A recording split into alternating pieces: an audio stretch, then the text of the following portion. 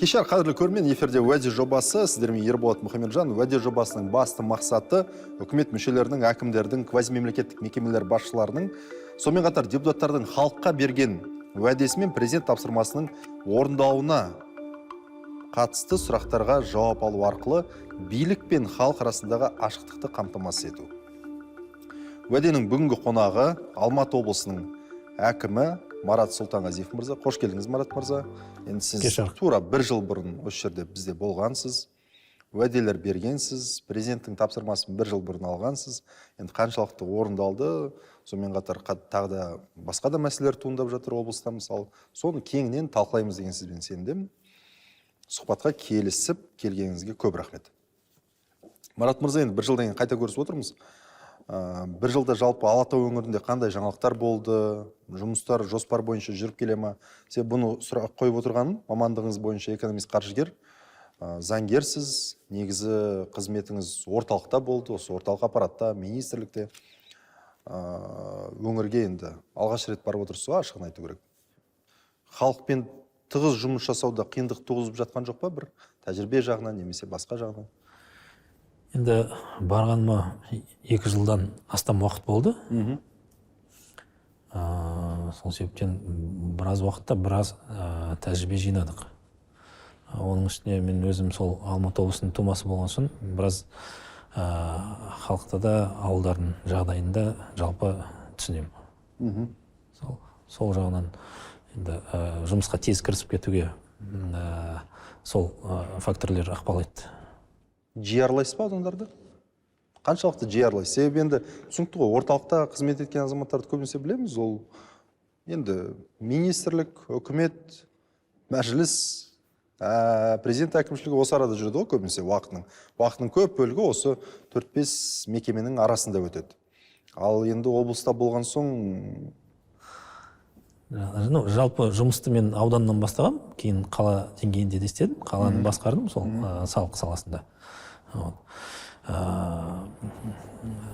Сол себептен бағанағы аудан деңгейіндегі, қала деңгейінде жұмыс істедік.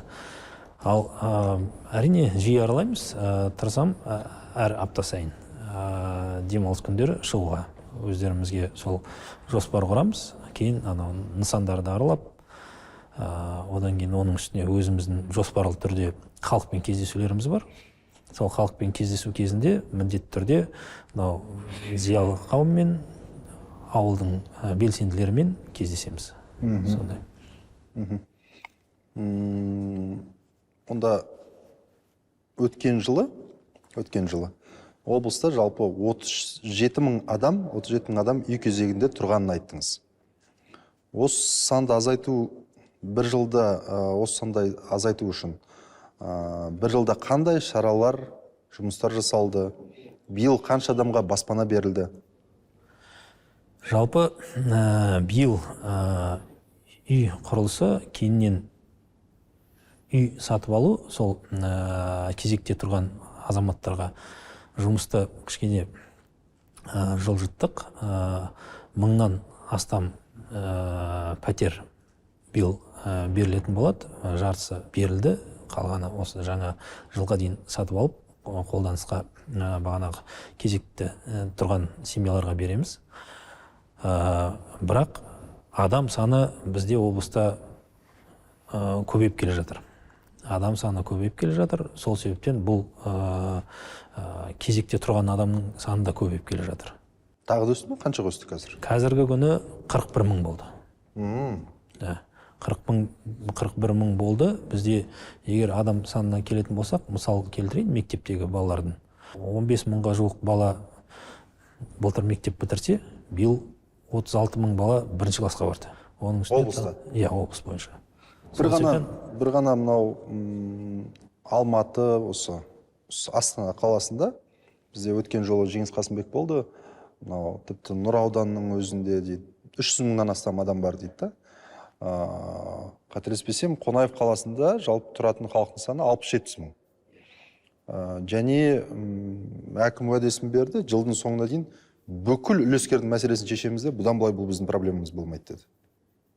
Сіздерге де не кедергі деген осы мәселені шешуге? Енді Себебі оны қойып отырған облыстың енді өңірлерін айтпағанда, Марат мырза, ашық сұхбаттасып отырса, Қонаев қаласында әлі күнге дейін сондай бір ірі заттар салынбады ғой деймін.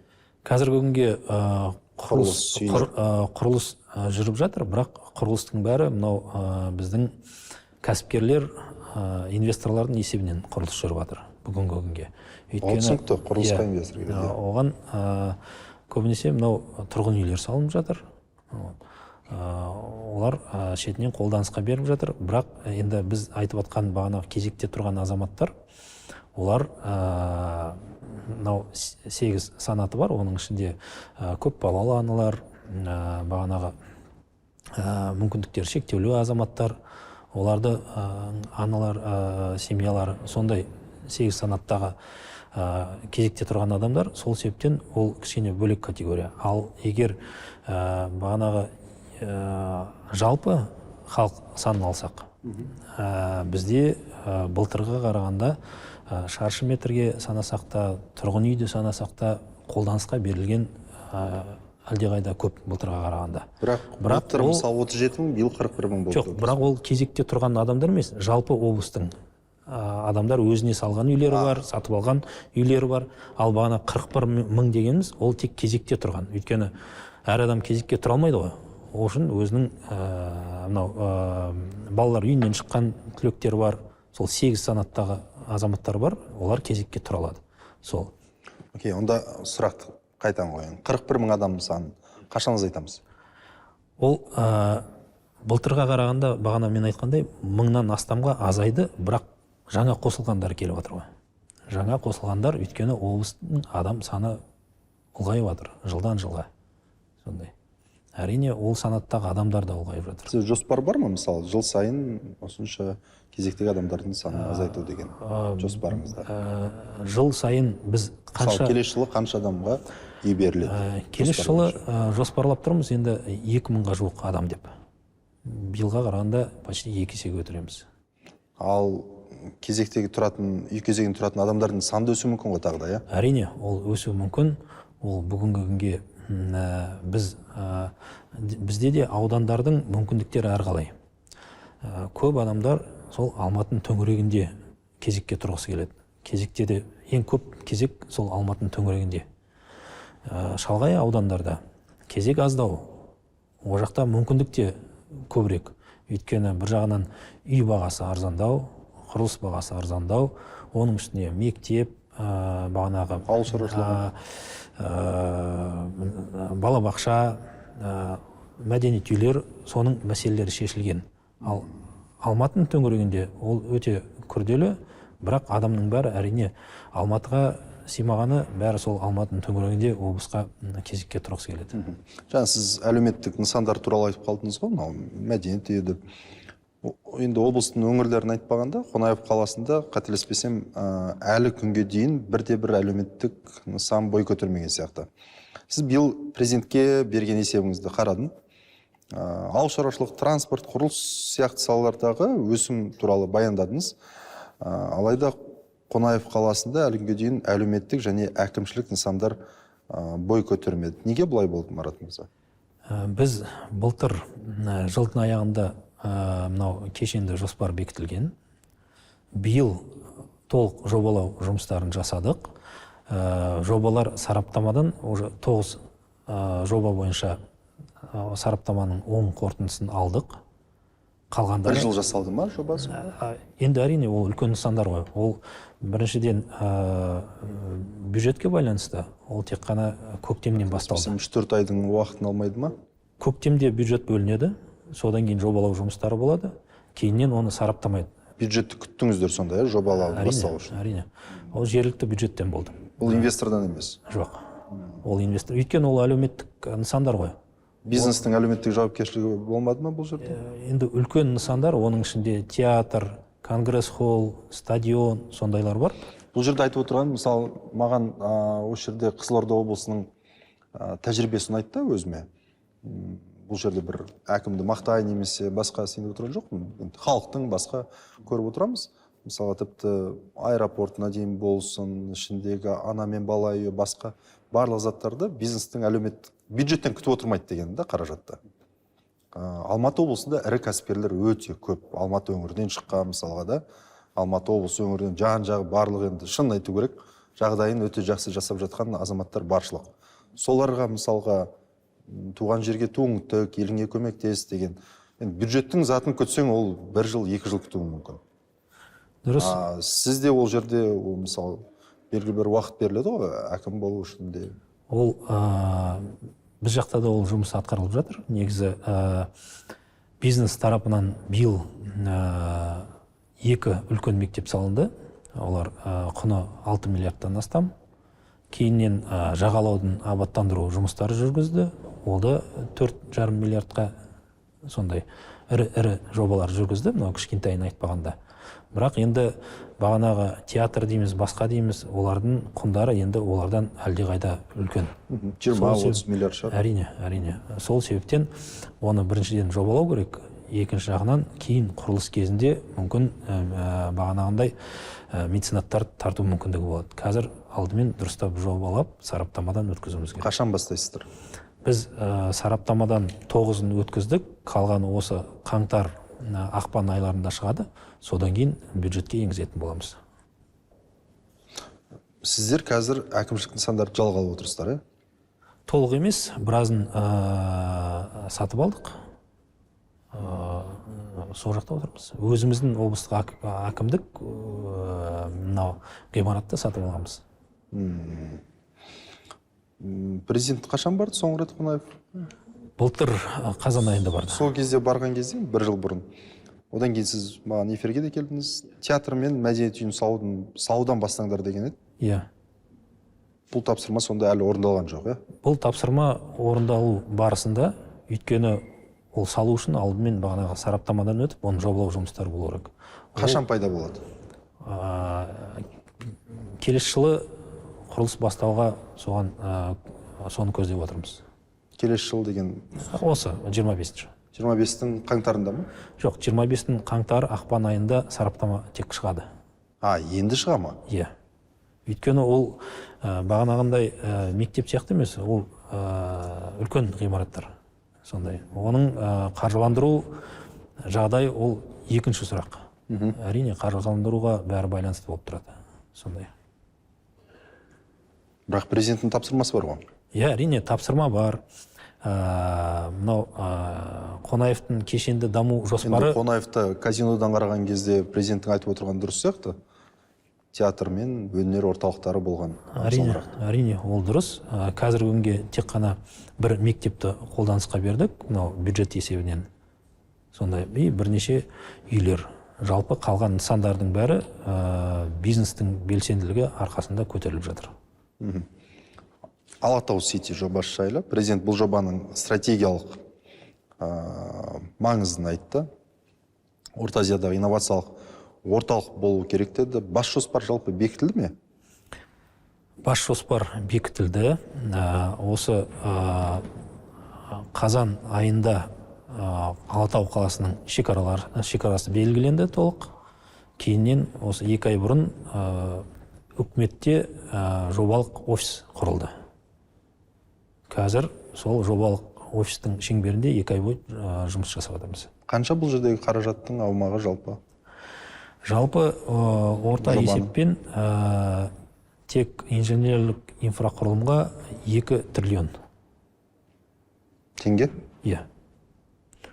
Әрине, оны бір мезгілде емес, бүгінгі күнге біз әртүрлі механизмдерді қарастырып жатырмыз. Оның ішінде мемлекет жекеше серіктестік ГЧП дейміз. Кейіннен үкіметке ұсыныс бердік, мынау EPC плюс F контрактілерін жасау. Бірақ ол үшін заңнамаларға өзгерістер енгізу керек.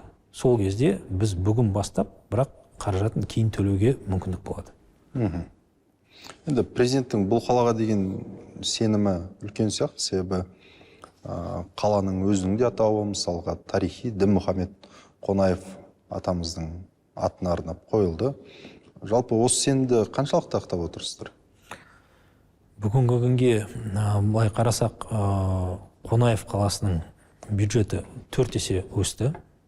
Халық саны 20%-дан астам өсті.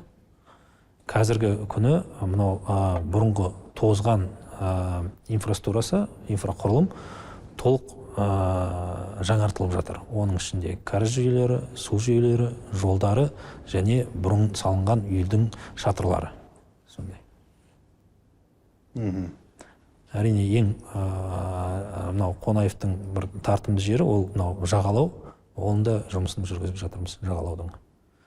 Өткен жылы облыста бір ғана университет бар екенін айтып, жаңа университет ашу жоспарын бөліскен едіңіз. Биыл университет ашылды ма? Ол университеттің өзі Қонаев қаласына жаққа қарай емес, ол Алматы қаласының басқа жағында орналасқан. Сүлеймен Демирел.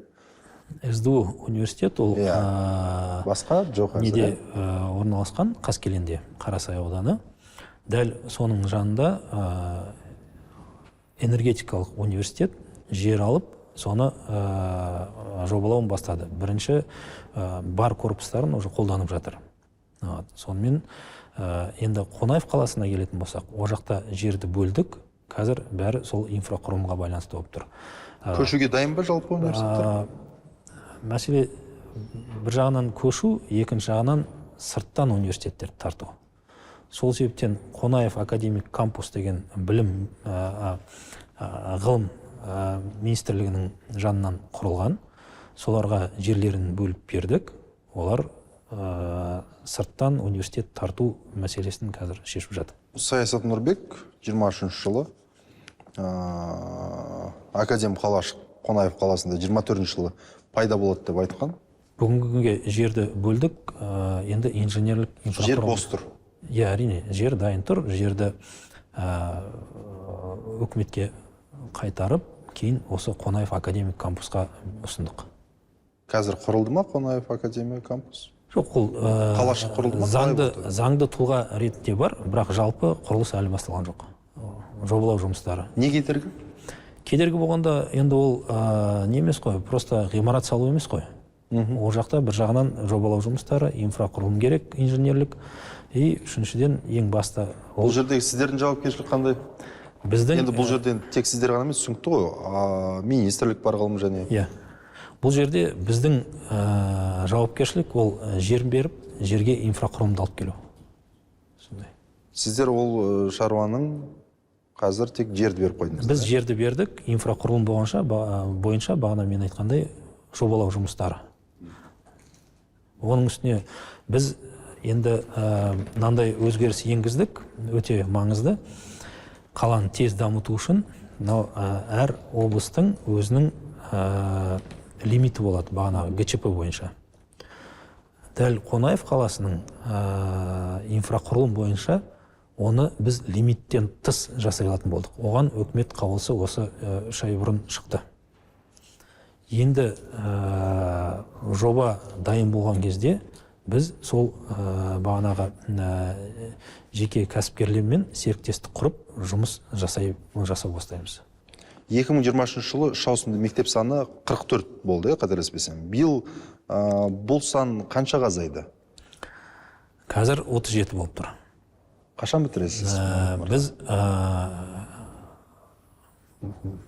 26 мектеп құрылысын бастадық. 3 жеке мектеп кәсіпкерлер есебінен салынды. Сонымен 37-ге қазір түсірдік. 44 үш ауысымды мектебі бар, Иә, болған 44. Оның алдында 53 болған. Алдыңғы жылы бізде 53 болған. Кейін 44-ке түсті, қазір 37-ге түсті. Жаңадан мектеп салып жатырсыздар ма? Әрине, жаңадан мектеп, басқа оның шешімі жоқ бұл сұрақтың. Мектеп салу керек, өйткені бала саны күннен күнге көбейіп келе жатыр. Сонымен тағы да 5 мектеп жылдың аяғына дейін қолданысқа береміз. Қашан бітірем деп уәде бересіз барлығын? 26 мектеп бастадық, 10-ы биыл бітеді, 16-сы келесі жыл бітеді. Бірақ үш ауысымды толық жою үшін біз тағы 27 мектеп салуымыз керек. Ол 27 мектеп мынандай мемлекеттік жобалардың ішіне кірген жоқ, жайлы мектеп ішіне кірген жоқ, бірақ біз жерлерімізді дайындап қойдық. Сол жерлерге бағанағы кәсіпкерлерді тартамыз мектеп салдыруға. уәде бересіз ба? Әрине, ол біздің бір басым бағыттардың бірі. Үш ауысымдылықты жою бүгінгі күнге динамика жалпы жаман емес. Біз оны тек тоқтатпадық, оны төмендетіп келе жатырмыз. Жеңіс Қасымбек 8 мектеп қалды дейді Астана қаласы бойынша. Уәде берем, келесі жылы бітірем деп. Енді Астана қаласы Өткен жылы сіз, мен есімде ғой, Марат мырза, 26 жылға дейін бұл мәселе толық шешіледі деп уәде берген едіңіз эфирде. Алайда биыл кейбір мектептердің құрылыс мерзімі ұзарып жатыр деген ақпарат бар, біздегі ақпаратқа сәйкес. Бұл мерзімдер неге олай ұзартылады, сол түсініксіз да? Бізде жоспарда тұрған мектептер, қаржыландыру бар мектептер толық биыл аяқталады. Ол 10 мектеп болып тұр. Оның үстіне 3 мектеп тағы да бағанағы кәсіпкерлер өздері салғаны. Қалған мектебіміз келесі жылы толық аяқталады, бірақ екінші кезекке қойылған 27 мектеп, оның бүгінгі күні қаржыландыру көздерін анықтауымыз керек алдымен. Жоқ, ана қазіргі салынып жатқан беріледі деген олар неге созылып жатыр, құрылыс уақыты? Олар созылып жатқан жоқ, жоспарлы түрде келе жатыр. Өйткені әртүрлі мәселелер болды, жер, қаржыландыру сондай. Бүгінгі күнге қарқынды жүріп жатыр. Енді жуырда ғана, мысалы, өзіңіз есіңізде болса, Қарасай ауданына қарайтын Асыл Арман тұрғын үй кешенінде 7 жасар бала мектепке тасымалдайтын автобустың астында қалды, мысалы, қайтыс болды. Енді ашуланған халық Қарасай ауданы әкімінің орынбасары Рустам Атжабаровтың жағасын алғанда көрдік біз. Видеолар тарап кетті сондай. Тұрғындар 30 мың халық тұратын кешен маңынан мектеп сұрағалы біраз уақыт өткен екен. Енді осы мәселені сізге дейін де көтеріп келе жатыр екен, осы қазір де көтеріп келе жатыр екен. Бізде бір мәселе шешілу үшін белгілі бір қайғылы жағдай орын алуы тиіс сияқты болып көрініп тұрады да. Өзіңіз кездестіңіз бе ол ситуациямен қарап, барып, зерттеп? Неге бұлай? Неге бұл жерде мектеп жоқ?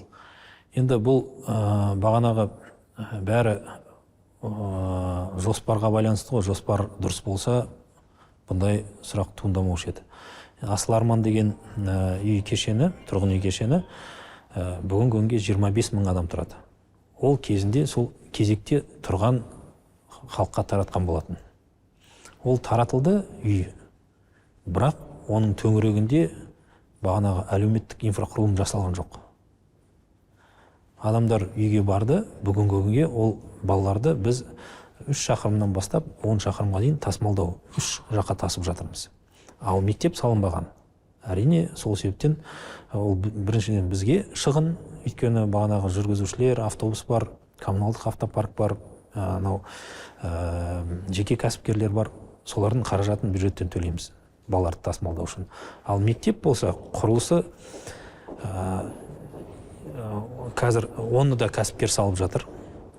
Қашан бітеді ол? Келесі жылдың қыркүйегінде уже қолданысқа береміз. Бәлкім сол шағын ауданды Алматы қаласының балансын өткізу керек шығар, қалай ойлайсыз? Енді кімнің балансында болса да мектеп салу керек қой. Ол балансқа ауысса да, ауыспаса да әлеуметтік сұрақтарды шешу керек. Сол себептен о жақта мектеп құрылысы жүріп жатыр, 2000 орындық. 2 ауысымды болса да, 1 ауысымды болса да, ол бағанағы Асыл Арманды қамтуға толық мүмкіндік бар. Сондай. Қашан бітеді дейсіз? Келесі жылы 1 қыркүйекте балалар оқуға кіреді уже. Уәде бересіз? Иә. Енді тағы сол Қарасай ауданы жайлы, мысалы, Қаскелеңге соңғы рет қашан бардыңыз өзіңіз?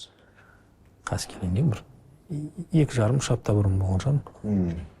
Енді халық қатынайтын күре жолдың бірі Абылайхан көшесі бойы дейді. Мен жүру мүмкін емес деген пікірді айтады. Мысалы, базар, сауда орталықтарының тары жолдың бойына тіпті шығып кеткен деген пікірлер де бар. Енді бұл жерде жалпы кім көрінген білгенін істеп жатыр ма? Жоқ әлде бұған әкімдіктегілер көз жұмады ма? Қалай рұқсат беріліп кетеді ондай заттарға мысалы? Енді оны белгілі бір тұрғыда қадағалау керек қой, қадағалаушы органдар. Келсесіз ғой сіз? Әрине келсеміз. Бұл жерде әкімдіктің күші жетпейді ма? Тыңдата алмайды ма? Қандай мәселе бар? Енді ол көше орталық көше ғой. Қаскеленнің ең орталық көшесі. Иә, ол әдемі болу керек және ол. Вот. Кезінде ол құрылыс тұрған, жаңа құрылыс ол жақта көшеге тақалған жаңа құрылыс жоқ. Өйткені бұрыннан келе жатқан көше, бұрыннан келе жатқан бағанағы нысандар. Қала өсіп жатыр. Қаскелен қаласы өте қазір бүгінгі күнге үлкен қала болып кетті. 100 мыңға жуық халық тұрады. Әрине, кезінде ондай инфрақұрылым, мынандай жол сонша халыққа есептелінбеген болатын. Сол себептен бағанағындай кептелістер болады. Енді кездескен кезде де халықпен осы сұрақ көтерілген, сол жолдың екі жағын тротуар дұрыстап берсеңіздер деген. Соны жобалау бастадық, келесі жылы жұмысқа кірісеміз. Бірақ енді көп нысандарды жылжытуға тура келіп тұр. Қаскеленді жалпы айтатын болсақ, көп жерлер кезінде таратылған, көп нысандар салынған. Бүгін сол үлкен Қаскелен қаласының өзінде бірде-бір саяжай жоқ, парк жоқ. Сондай қиындықтар бар жалпы, бірақ енді мынау Қаскелен өзенінің бойын абаттандыру бойынша сондай жоспарларымыз, жобаларымыз бүгінге бар. Заңсыз салынған ба ол үйлер? Талапты бұзып тұрмаған жерде салынған, жапсарланған заттардың барлығы? Оның бәрі заңдастырылған көбісі. Енді бәрін 100% нақты айта алмаймын, бірақ жалпы көшенің бойында салынған нысандар, оның бәрі заңдастырылған. Кезінде бұндай үлкен қала болып кетеді деп ешкім ойламаған ғой. Сол үшін көше кішкене кең салынбаған болған. Сол себептен осындай кептеліс болады. Қалай шешесіздер? Енді шешкенде оның жолдары альтернативный жол салу, мынау жолға адамдарға ыңғайлы жаяу жүретін тротуар жасау.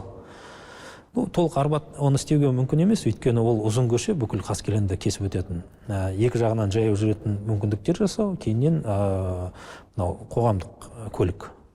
Оның басқа шешімі жоқ.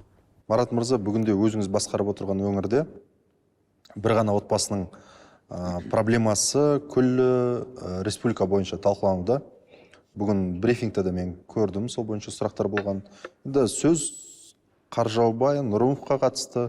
Жалпы осы мәселені жіктеп өтейікші. Қазір өңірдегі жағдай қалай, бұл мәселе бойынша қалай болып жатыр? Жалпы бұл ауданда бүгінге саяси жағдай тұрақты. Қоғамда жағдай тұрақты. Саяси жағдай сұрап отырған жоқ. Әрине, мынау дүріктіретін оқиға болды. Біраз талқылау, әсіресе әлеуметтік желілерде болып жатыр. Ең басты бұл жерде халыққа уақытында нақты мәлімет беру. Сол себептен бүгінгі күні біздің құқық қорғау органдары ашық түрде жұмыс жасауда. Барлық өздеріндегі мәліметтерді заң талаптарына сәйкес қоғамға жеткізуде. Өйткені басқа қисық талқылау болмау керек. Көңіл айтуға біздің қоғамдық кеңес мүшелері, аудан әкімі, екі ауданның әкімі. Өзіңіз бардыңыз ба? Мен өзім бармадым. Кездескен жоқсыз ба? Кездескен жоқпын. Содан кейін болсын? Жоқ, содан кейін де кездеспедім. Өз көңілімді жеткіздім. Менің орынбасарым да сонда. Өзім барып тек сол жақта мынау регионалдық штабтың жиынын өткіздім. Сондай. Иә, сіз Қаржаубайдың үйі өртенген күні сіз Талғар ауданының әкімдігінде жиналыс өткіздіңіз, қателеспесем. Енді тараған релизде баспана мәселесі де айтылды сіздерде, бірақ Қаржаубай әкімдіктен көмек әлі берілмеді деді, баспасөз беттерінде. Оны сіз сол отбасының өзі көктемге қалдырайық деген деп осы жабылды осылай әңгіме. Алайда осындай сөз болған болса, онда Қаржаубай мысалы дүйім жұртқа басқаша жауап бермес екен, ол белгілі. Сонда сізге аудан әкімі өтірік айтты деп есептемейсіз ба, есеп берген кезде? Жоқ, олай есептемеймін. Өткен аптада ғана аудан әкімі және біздің басқарма басшысы оған барған, жолыққан. Тағы да нақтылап айтты, үй салуға біз дайынбыз. Егер қазір үй салмаймыз десеңіздер, онда жобалау кейін басқа құжаттарды реттеу жұмыстарын жасайық деп сол. Дайын үй болмады ма көшіруге? Біз оларға уақытша көшірейік деп айтқанбыз алдында оқиға болған кезде. Өздері сол ата-аналарымыздың үйімізде тұрамыз деді. Өздері бас тартты? Иә, олар мынау жалданған үйге тұрмаймыз деді. Сол себептен ата-аналарының үйінде тұрып жатыр. Кейіннен оларға түсіндірдік. Бізде қазіргі күні спонсорларда мынау белсенді бизнесмендерде қаржыландыруға дайын тұр. Енді күні кеше тек жаңағы Шерзат қана емес, ағасы да жерленді. Бір отбасының Қаржаубайдың туған бауыры да жерленді. Сол төбелестің арасында болған. Сол кезде зираттан келе сала бақ өкілдерін шақыртып, өзінің наразылығын білдіріп жатты. Енді оқиғаның біз қалай өрбігенін әлеуметтік желіден, бұқаралық ақпарат құралдарынан көріп отырмыз. Қайғыдан бір бас көтермеген жігітті және оның туыстарын жалпы сотқа тарту қаншалықты дұрыс деп есептейсіз өз басыңыз? Мен сізді бұл жерде органның тарапы емес, сол халықтың, сол жергілікті тұрғынның әкімі ретінде, басшысы ретінде, сол жерде тұратын азаматтың бір ретінде сұрап отыр. Түсініп отырсыз ғой сұрағымды? Егер қазір сіздің жауабыңыз әрине болуы мүмкін, енді бұл орган басқа деген сияқты. Бірақ халықтық тұрғыдан жауап бергеніңіз қалай? Қай тұрғыдан болса да, бәріміз заңдылықты, тәртіпті сақтауымыз керек. Қай тұрғыдан болса да. Егер бұл жерде мынау бір қауіп, қатер қоғамға немесе басқа адамға болса, оған жол беруге болмайды негізі. Өйткені енді әр адам бір жағынан оған бағанағы видеоға түсірген немесе басқа талқылаған адамдар ол үшін ертең жауап бермейді. Әр адам өз іс-қимылына өзі жауап беру керек. Заңның да алдында, Құдайдың да алдында. Сол себептен бұл жерде мен ойлаймын, сабырлықты сақтау керек, тәртіпке бағыну керек. Сондай. Ал неге онда әкімдік тарапынан психологиялық, моральдық қолдау көрсетілмеген? Мысалы, тіпті ақсақалдар кеңесінің жетекшілері де төбек көрсетпеді сол жақтағы тұрғындар. Енді окей, түсінікті, ақсақалдар кеңес енді не әңгіме айтатыны түсінікті ғой кісілердің. Басқа адамдарды да қорғап жатқан көрдік мысалға да. Бірақ мен бұл жерде сұрап отырған жаңағы бір жүйелі түрде психологиялық, моральдық, күн сайынғы байланыс, қарым-қатынас, өзіңіз айтып отырсыз ғой басында коммуникация мәселесі мысалы. Осындай қандай қадамдар жасалды нақты? Бұл жерде сіз айта аласыз ба? Әкімдік тарапынан. Әрине, әкімдік тарапынан ауылдың әкімі, аудан әкімі, ол семьямен күнделікті хабарда болып отырды. Оның үстіне әр күн сайын, анау 7-сі болды, 40-сы болды, толық әкімдіктің қатысуымен өтті. Оның ішіне тек қоғам белсенділері ғана емес, ақсақалдар, одан кейін бағанағы біздің муфтияттан да адамдар тартылды. Сондай жан-жақты жалпы ол семьяның жанында жүретін, көмектесетін, хабарда болатын, байланыста болатын адамдар болды. Сондай. Енді анау адам үйіне кірген соң оның жанында ешкім отыра бермейді ғой. Бір іс-шара болады, сол кезде біз қосыламыз, сол іс-шараны бірге жүріп басынан аяғына дейін өткіземіз. Сондай. Ал жалпы жай үйде өз өмірін сүріп отқан адамға әрине оның жанына психолог или басқа бір ақсақалдарды отырып қоймаймыз ғой. Сол болған күні, например, біздің маслихатта, кейін ақсақалдарда барып бір жағынан көңіл айтты, екінші жағынан әңгімеге тартып, кеңес құрып сөйтті. Енді сол Шерзаттың өлімінен кейін Талғар қаласының әкімін жұмыстан босаттыңыздар, қателеспесем, иә? Одан кейін қазан айында Талғар ауданы әкімі аппаратының басшысы Аслан Қасымбеков та орнынан кетті. Бұл қателеспесем анау адамдармен туыстық қарым-қатынасы болды деген ақпараттар шықты. Енді бірден кеткен жоқ, біраз уақыттан кейін кетті ол. Неге Талғар ауданының әкімі Талғат Айдарбеков әлі жұмысында отыр? Мен сізге енді бүгін брифингте болғандай сізге отставкаға кету ойыңызда жоқ па деген сұрақты қояйын деп отырған жоқпын. Бірақ сол жердегі ауданның енді қала ол бір кішкентай ғана ауыл сияқты ғой, біз бәріміз білеміз ғой, бәріміз өңірде де қызмет етіп көрдік, өзіңіз де білесіз. Негізі аудан әкімі тікелей жауапты ғой ол нәрсеге. Қателеспесем өзіңіз тағайындадыңыз ғой, деймін, 2 жыл бұрын. Талғар ауданы ол біріншіден аудан әкімі тек құры бір Талғарға жауап бермейді. Талғар ауданына жауап береді ғой? Ол ауданға жауап береді. Оның жан жақты жұмысы бар. Ол бір жағынан бағанағы қоғамдық тұрақтылық сақтамаған болды. Ол сақталмады, бірақ оған да құзыретті органдар бар, жауап беретін. Сонда әкімнің құзыретіне не кіреді? Екіншіден, Талғардың әкімі ол экономикалық әлеуметтік жағдайға да жауап береді. Керемет емес экономикалық әлеуметтік жағдай. Мен сізге айтайын, Талғар ауданының бюджеті 3 жылда 3 есе өсті. Талғар ауданы бүгінгі күнге инвестициялық тартымдылығы бойынша ең белсенді аудан. Ненің арқасында?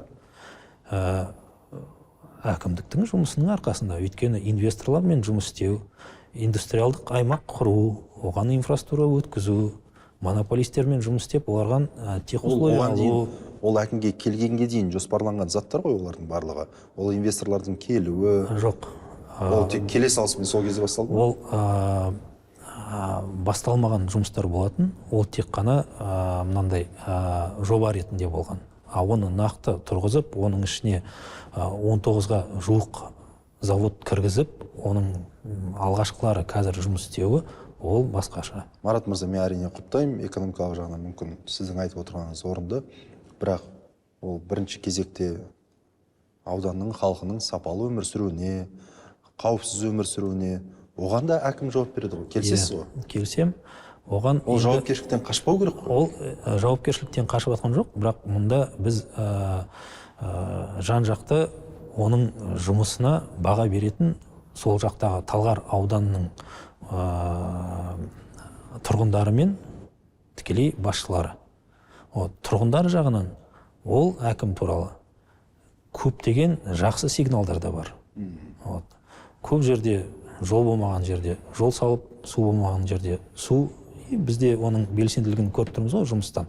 Жалпы өте соңғы жылы мынандай Талғар ауданы бұрын егер ол донор болмаса, қазіргі күні Талғар ауданы донор болды. Өйткені бағанағындай бизнес тартып, оны жұмыс істету, түскен салығына ары қарай дамуға мүмкіндік болады. Халықтың өмір сапасы неден көтеріледі? Ол үшін инфрақұрылым жасау керек. Инфрақұрылым қалай болады? Егер бюджетке салық түспесе, егер жұмыс орны болмаса. Әрине, бірінші кезекте сонымен айналысу керек.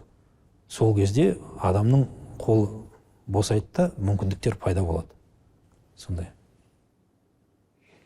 Бірақ Талғар ауданында қылмыскерлер көп деп айтады. Бірақ мысалға, егер сіз айтқандай инфрақұрылым, сіз айтқандай экономикалық өсім болатын болса, жұмыс орындары көп болатын болса, дәл сол қылмысқа барған азаматтардың көбісі жастар. Көбісі жұмыссыз. Бұл екеуі бір-біріне қарама қарсы бір парадокс емес па сіздің ойыңызша?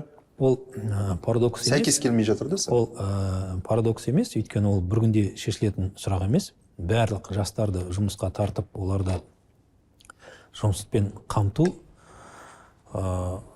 үкімет тарапынан тек қана бізде жағдай жасау. Егер жұмыс істеймін деген адамға толық мүмкіндіктер қазір бар. Бізде Талғар ауданы оның ерекшелігі басқа шалғай аудандардан, ол жақта жұмыс істейтін адам Талғарда жұмыс таппаса, Алматыға барып жұмыс істеуге мүмкіндігі бар. Сол ерекшелік бар. Сол себептен бұл жерде жұмыссыздық деңгейі, бір жағынан біз Алматыға барып, таңертең барып, кешке қайтатын жұмыскерлерді өзімізге тартып алу. Өзімізден осы жерде Алматы облысында жұмыс орын беріп, сол жақтан зарплата алып, сол жақтан салық төлесін деген оймен бағана өндірісті дамытып жатырмыз. Ал қылмыс көп деген бізде енді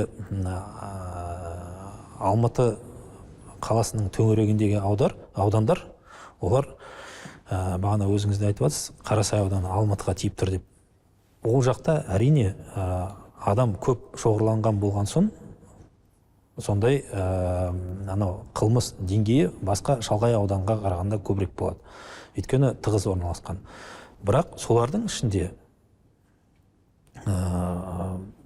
мынандай Талғар ауданы прям көп статистика бойынша қылмыс көп болды деп айта алмаймыз. Ол жақта бәрі сол бір деңгейде.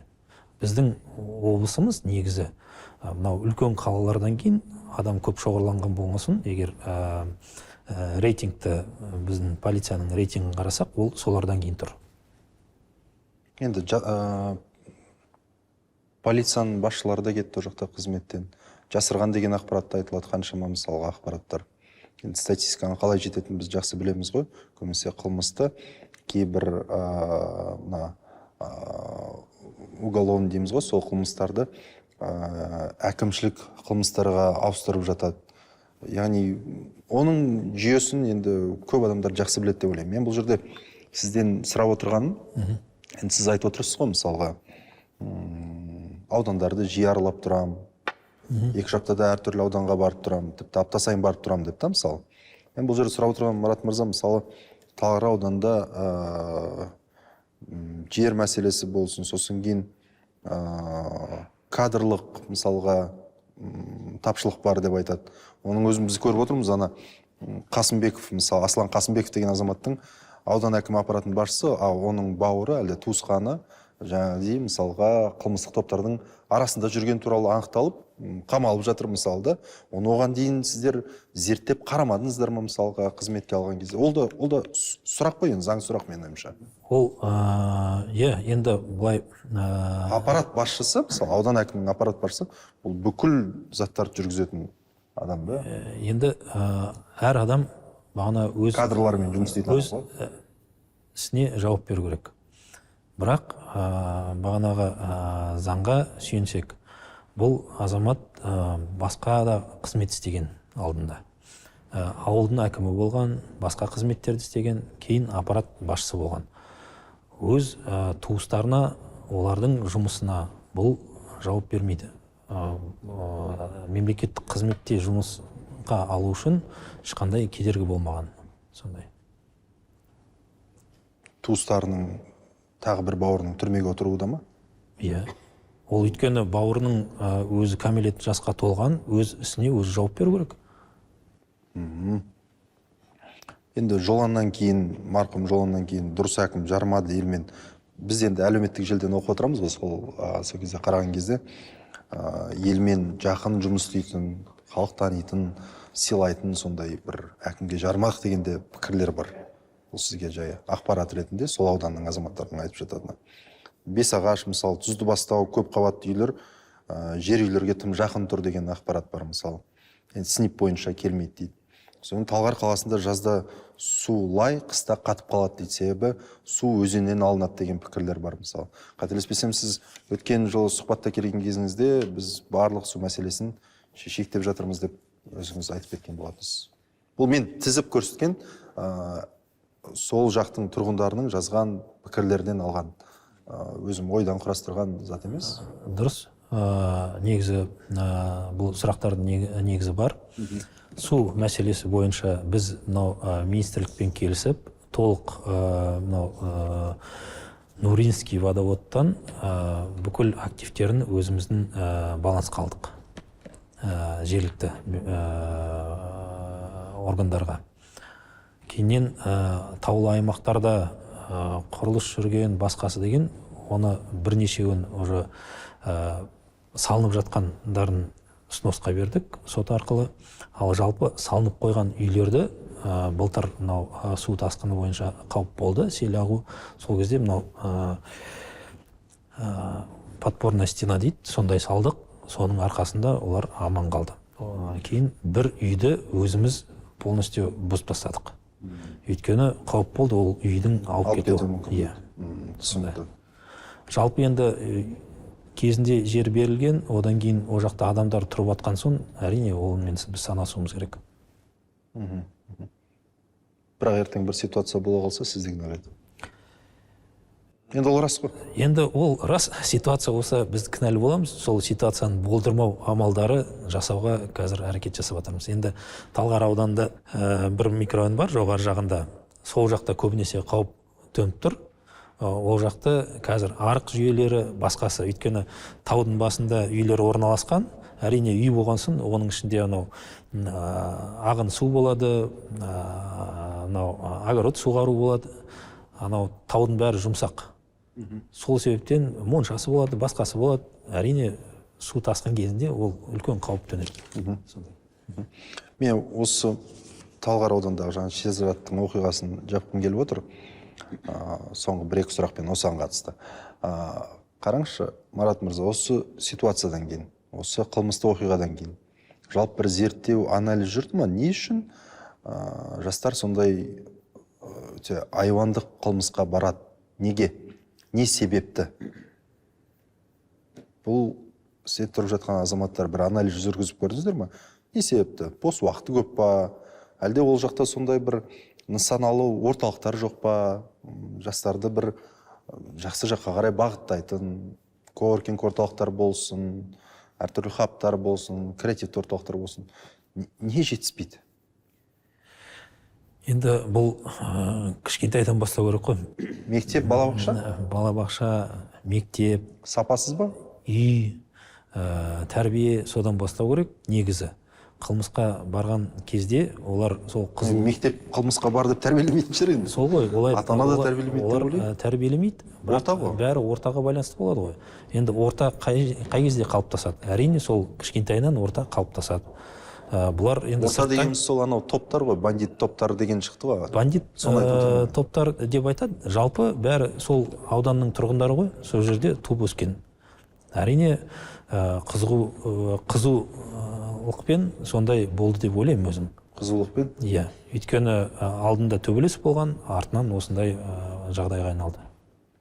Бұл сонда айуандық қылмыс емес, қызулықпен ба? Бұл енді бұлар өлтіреміз деп барған жоқ қой. Андай мылтықпен, басқа заттармен барған кезде ма? Жоқ, алдында төбелес болды ғой. Солай ма? Алдында төбелес болды. Егер мынау камерадағы көрсеңіз, кейін уже ары қарай басқа адамдар қосылды, екі жақтан да. Содан кейін ең арты осымен аяқталды. Әрине, бұл уақытында дер кезінде бірінші төбелес басталған кезінде полицияны шақырған кезде мүмкін ондай болмаушы еді. Уақытында дұрыс енді сигнал уақытында келген кезде мен ойлаймын, полиция қызметкерлері бір 5-10 минутта барса, уже мына жақта төбелесті мұндайдан құтылуға болар еді. Біз Брюссельде болдық та, Бельгияда. Сол кезде сағат 6-тан кейін, кешкі 6-тан кейін көп магазиндері, дүкендер барлығы жауып қалады екен. Біз сұраймыз ғой енді келесі күн, мынандай үлкен қала неге жауып қалады, неге тек андай шамдар жарық болып тұрған туристік алаңдағы дүкендер ғана ашық, неге басқалар жерлердің барлығы жауып, және ән жерде қымбат деңіз. Олар бірнеше өздерінің ойын айтты келесі күні. Жаңағы сол әкімдігі. Біріншіден, халық ертерек жатады, ертең жұмыс. Екіншіден, біздің полицияның күші жетпейтін жердің барлығы ол жабық тұру керек. Үшіншіден, шамдар, басқа жақтар, ол да жетпейтін жерлердің барлығы ол жерде жабық болу керек. Жабылмаса, біз бизнесін жабамыз. Төртіншіден, ол жерде камералар жетіспесе, тағы да жабық болу керек. Осындай нәрселерді қолдануға бола ма? Әрине болады. Кейбір осы айтқан... Мысалы, осындай заттардың барлығы да қылмысқа апаруы мүмкін ғой? Әрине. Менде бағанағы кейбір сіздің айтқан заттарыңыз, ол бізде де қолданылады. Уақыты өткен соң бағанағы ішімдік сатуға болмайды деген. Сіз Европада болған шығарсыз өзіңіз? Әрине. Кешкі 6-тан кейін магазиндер жабық? Мұнда бізде де 9-дан кейін ол сатуға болмайды негізі. Бірақ бізде 24 сағат істеп тұра береді. Кейіннен ол лицензия алу тиіс. Егер нақты бұл дүкенді алсақ, оның екеуі де болмаған ғой. Неге жабық тұрған жақсырақ па? Әрине. Себебі түнде адамдар тек арақты ғана іздейтін сияқты. Басқа тауарларын күндіз сатып алса. Оған Енді не кедергі мысалы? әрине жабық тұрған дұрыс. Кейбір ауылдар бізде толық ішімдіктен бас тартты. Ондай ауылдарымыз да бар. Иә, бір-екі ауыл бар, оны білеміз. Ауданға әкімді тағайындағанда қандай қасиеттеріне қарайсыз? Ауданға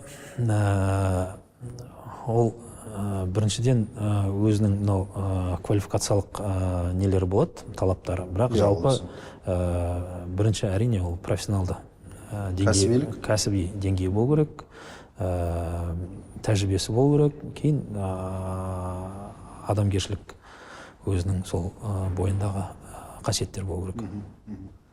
Бүгін айтып қалдыңыз, Іле ауданының экс-әкімі Бағдат Қарасаев қызметінен босатылған кезде ұсталды дедіңіз, иә? Алайда Қарасаев ұсталғанда антикор ақпарат арналарына оны Іле ауданының әкімі деп таныстырды. Ақпарат солай шықты, қателеспесем. Бұл жерде осы бір түсінбестік бар сияқты. Яғни сіз осы Қарасаевтың қылмысы жұмыстан босаған кезде деп айтуыңызға тікелей қол астыңыздағы адамның ұсталуын сізді отставка беруге бір итермейтіндіктен айттыңыз ба? Жоқ, әлде антикор осы жерде ақпарат қате тарады. Осы бір түсініксіз болып қалды да осының заты, жауабы. Сізден анықтағым келіп отыр. Жалпы Қарасаев әкім болып, кейін ол әкімдік мерзімі созылған, сол уақыты біткен кезден кейін ұсталды. Сондай. Біткен кезде ұсталды, иә? Өйткені ол әр әкімнің өзінің жұмыс істейтін мерзімі бар. Сол мерзім біткен соң. Мына жерде біз екі цитатаны да қарадық, сіздің брифингте берген пікіріңіз. Сосын кейін антикордың берген пікірі. Антикоррупционная служба подтверждает, что в рамках досудебного расследования изобличены районный аким Алматинской области и другие лица. Подозреваемый задержан дейді.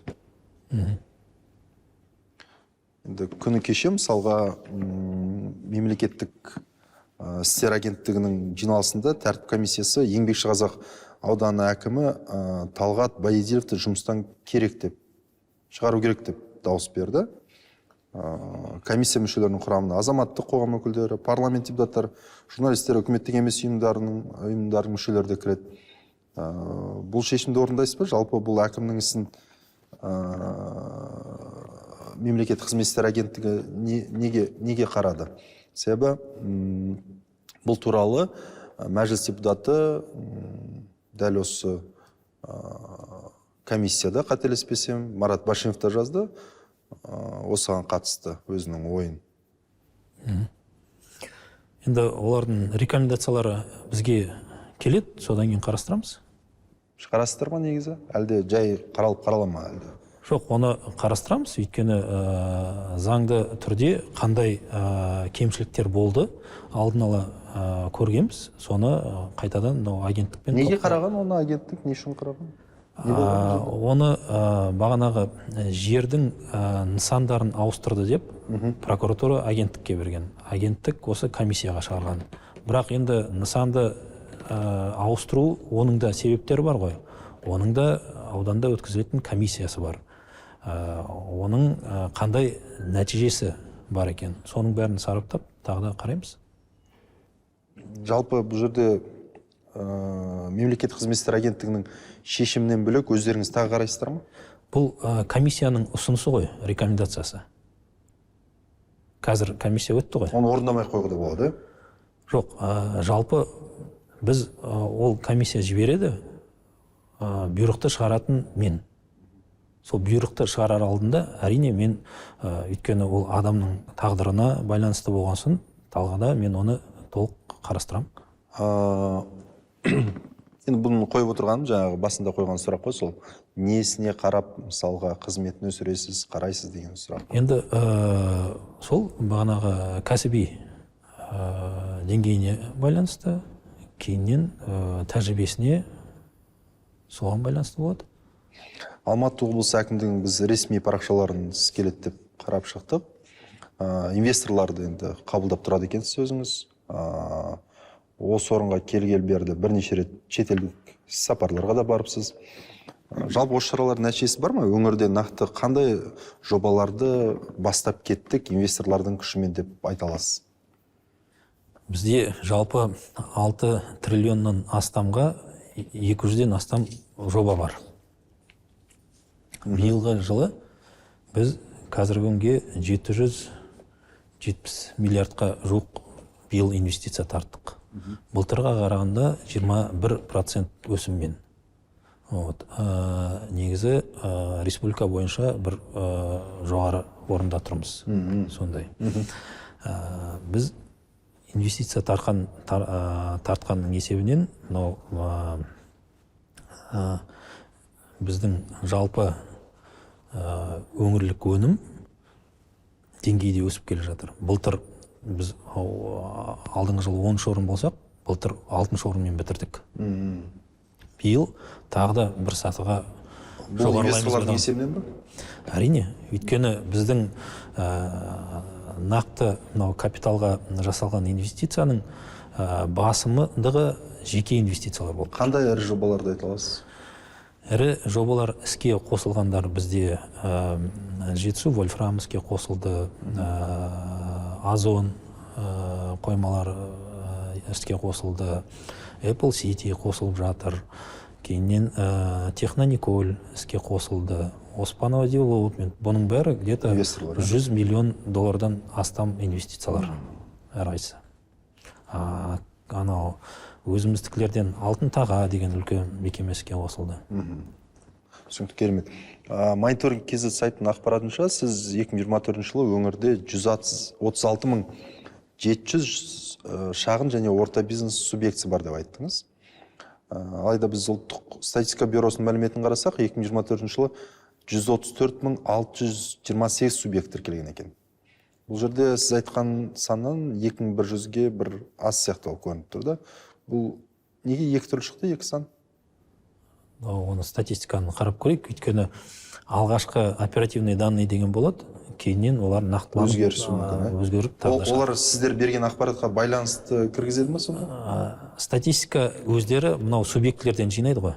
Бізде кейін сол статистикаға сүйеніп солардан аламыз. Біз субъектілерден әкімдік бөлек жинамайды. Облыстағы мал шаруашылығы бойынша статистика қаншалықты нақты? Биыл біраз жұмыс жасадық. Ашық бойынша ма? Иә, ашық бойынша, үкіметтің тапсырмасы бойынша біраз жұмыс жасадық. Мал саны, мал басын қайта есептеуден өткіздік. Сондай. Қысқарды, азайды? Қысқарды, бірақ жалпы жаңа төлмен санағанда қайта өсім болды. Кейіннен қазір енді қыстай бағанағы жер мәселесі бойынша егіндіктің статистикасын дұрыстаймыз. Енді жақында ғана депутат Бақытжан Базарбек жалпы мәліметтерді бұрмалау фактілері болғанын айтты. Алматы облысындағы жануарларға арналған субсидиялар малдың нақты санына жалпы сәйкес беріле ме? Бұл мәселе қаншалықты сіздің бақылауыңызда? Сіздің құзыретіңізге кіреді ғой қателеспесем? Әрине, субсидия берумен бізде арнайы басқарма айналысады. Оның мәліметтері қалай болады? Өтінім беріледі, ол электронды түрде өтінім беріледі. Тіркелген мал, ол да электронды түрде тіркеледі. Өйткені әр жайлауға барып, қыстауға барып мал санау мүмкін емес қой. Сол себептен әр мал өзі тіркеуде болады. Сондай. Енді бұл мәселе бойынша депутат айтады, 108 жылдық малға субсидия бөлінген деген директі айтты. Енді ол қай неде шаруашылықта болған мен де іздеп таба алмадым. Алматы облысында жалпы осындай жағдайлар тіркеледі ме? Жоқ, енді оның мынау информациялық жүйелер қалай жұмыс істейтінін білмеймін. Жалпы ондай тіркелмеу керек қой, әрине. Оны біз қолмен жүріп малдың жасын бәрін қарау мүмкін емес қой. Ол кезде мынау форматно-логический контроль дейді. Сондай орналастыру керек. Әрине, әр малдың өзінің уақыты болады. Содан кейін бағанағы ақпараттық жүйеде кіріс шығыс болып тұру керек. Баспасөз мәслихатында бұрынғы премьер-министр, қазіргі жоғары аудиториялық палата төрағасы Әлихан Смайылов мырза депутат келтірген деректердің рас екенін айтты.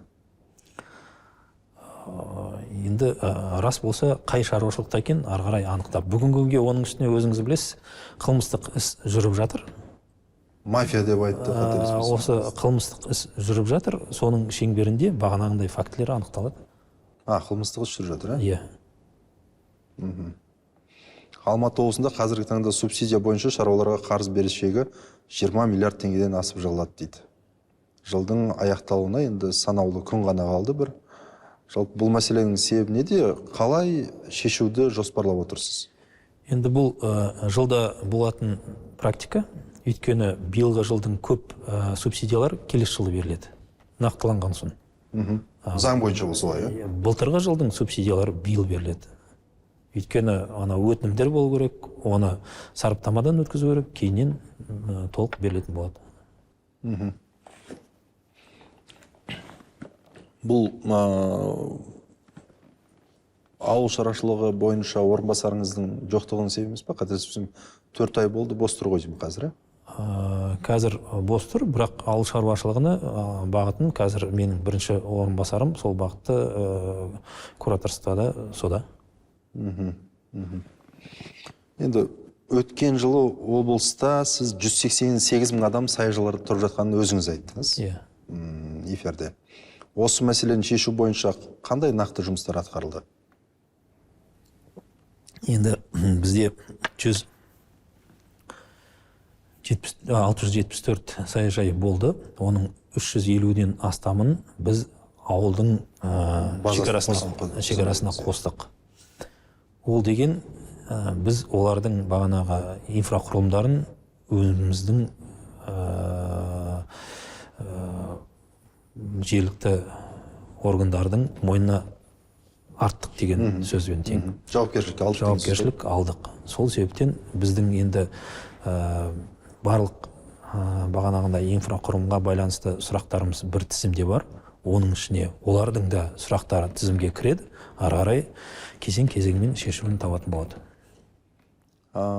Мәжіліс депутаты Мақсат Толықбай халықтың шыдамына шегіне жеткен саяжайлар орналасқан аумаққа ауыл мәртебесін беруді сұраған, саяжайларды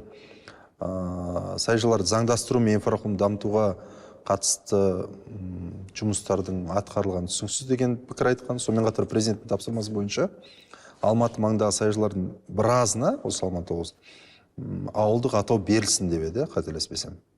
Бірақ іске асырылып отырмаған сияқты. Неге?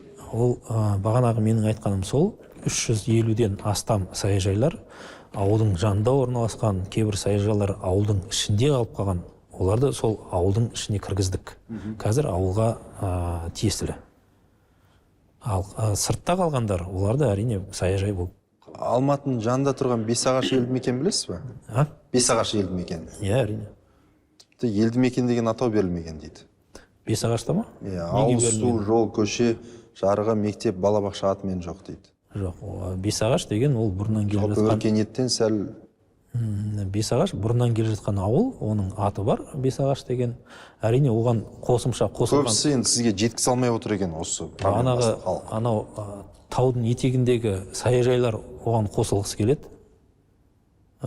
Кейіннен сол саяжайларды қосып инфрақұрылым ұйымдастырғысы келеді. Жалпы енді мүмкіндігінше қазір 350-ден астам саяжайды елді мекендерге қостық. Соны реттеген соң ары қарай да жұмыс жүретін болады. Ұзынағаштағы ескі мал базар білетін шығарсыз енді? Сол жерде ет төбелестеретін тура соңғасында арена бар екен. Оны білмедім.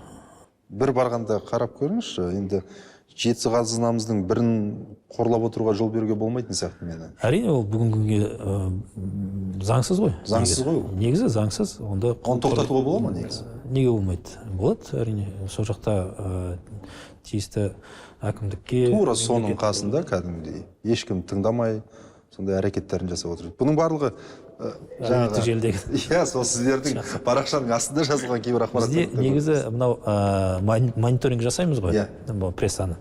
Толық мониторинг жасаймыз, күнделікті аудандарға, ауылдарға жіберіп тұрамыз. Осы сұрақтың қашан туындағанын мен көтеріп көрейін. Қазір сізге жақсы, ол біраз болған екен. Ол жаңағы тұрғанына енді малын сататындар ыңғайсызданады, келеді, айтады, түсінбейді, ешкім тыңдамайды жаңағы. Жалпы мынау Ұзынағаштағы мал базары қазір осы біздің көршілес елдермен, көршілес облыстармен орталық хаб болып кетті деп айтса болады. Негізі үлкен базар болып кетті. Енді соңғы сұрағым, өзіңізден сұрағым келеді.